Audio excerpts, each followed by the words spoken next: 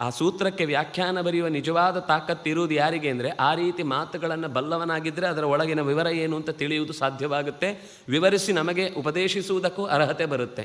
ಅದರಿಂದಾಗಿ ಅಂತಹ ವಿಶಿಷ್ಟವಾದ ಅರ್ಹತೆಯನ್ನು ಕೂಡಿದೆ ಅನ್ನೋದನ್ನು ರಾಮಚಂದ್ರ ದೇವ ಹೇಳಿದ ಮಾತು ಅಸಂದಿಗ್ಧಂ ಅವಿಲಂಬಿತಂ. ಒಂದು ವಾಕ್ಯ ಆದಮೇಲೆ ಇಷ್ಟು ಹೊತ್ತು ಸಮಯವನ್ನು ಬಿಟ್ಟು ಇನ್ಯಾವಾಗಲೂ ನಾನು ಅಂತ ಹೇಳಿ ನಾಳೆ ಬಂದಿದ್ದೇನೆ ಅಂದರೆ, ನಾನು ಅಂತ ಕೇಳಿದವನು ಹೋಗಾಗಿರುತ್ತೆ. ಬಂದಿದ್ದೇನೆ ಅಂತ ಯಾರು ಬಂದಿದ್ದಾನೆ ಗೊತ್ತಾಗೋದಿಲ್ಲ, ಅಥವಾ ನಾನು ಏನು ಅಂತ ಅವನಿಗಾಗಲೂ ಗೊತ್ತಾಗಲಿಲ್ಲ.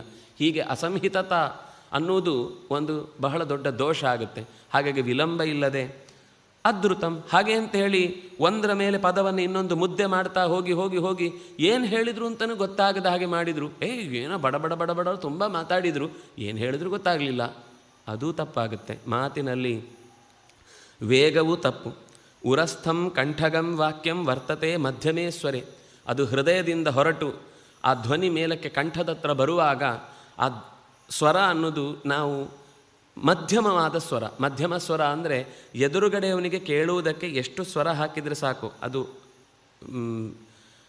ಸ್ಥಾನದ ದೃಷ್ಟಿಯಿಂದಲೂ ಆಯಿತು, ನಾವು ಶ್ರುತಿಯಲ್ಲಿ ಲೆಕ್ಕ ಹಾಕುವಾಗ ಮಧ್ಯಮ ಸ್ವರ ಅನ್ನೋದನ್ನು ಯೋಚನೆ ಮಾಡಿಕೊಂಡ್ರೆ ಅದೇ ಧ್ವನಿಯಲ್ಲಿ. ಯಾಕೆಂದರೆ ಮಧ್ಯಮ ಅನ್ನೋದು ಯಾವಾಗಲೂ ಕೂಡ ಎಲ್ಲದಕ್ಕೂ ಸಹಜವಾಗಿ ಒಗ್ಗಿಕೊಳ್ಳುವಂತಹ ಸ್ವರ.